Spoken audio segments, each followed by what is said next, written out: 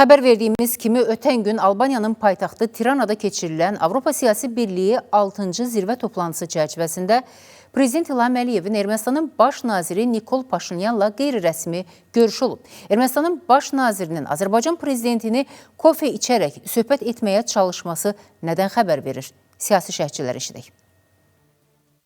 Tiranada keçirilən Avropa Siyasi Birliyi 6-cı zirvə toplantısı çərçivəsində Ermənistanın baş naziri Nikol Paşinyanın Prezident İlham Əliyevi kofe içməyə dəvət edərək görüşməyə çalışması, lakin Azərbaycan dövlət başçısının həmin vaxt söhbət etdiyini deməsi və bu səbəbdən görüşün biraz gec olması Ermənistan mediasında bir mənalı qarşılanmasa da, Azərbaycanlı siyasi ekspertlər bunu müsbət qiymətləndiriblər. Bildiriblər ki, Vətən müharibəsindən sonra rəsmi Bakının təşəbbüsü ilə başlayan Azərbaycanla Ermənistan arasında sülh sazişinin mətni ilə bağlı danışıqlar prosesi artıq yekunlaşıb. Bu mərhələdə sülh sazişinin imzalanması Azərbaycanın haqlı olaraq səsləndirdiyi iki şərtin Ermənistan tərəfindən icra olunmasından asılıdır. İrəvan, Ermənistan konstitusiyasındakı Azərbaycana qarşı ərazi iddialarını artıq aradan qaldırmalı, həmçinin Minsk qrupu və onun qalaqlarının da ləğv olunması həyata keçirilməlidir.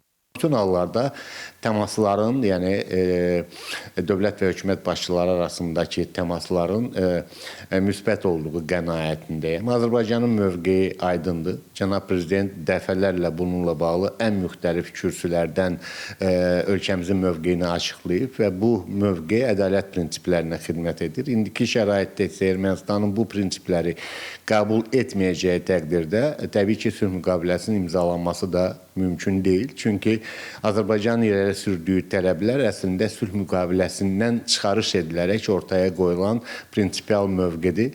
Yəni, əgər bir ölkənin konstitusiyasında digər ölkəyə qarşı ərazi iddiaları davam edirsə, həmin ölkə ilə sülh müqaviləsinin imzalanmasında qənaətimə görə ehtiyac da qalmır. Hər bir halda belə bir görüşlər vacibdir. Baxın, indi Cənab Prezident Paşinyanla görüşü əvvəl bir vaxt çəkəndən sonra Xarici İşlər Nazirlərini də dəvət etdilər.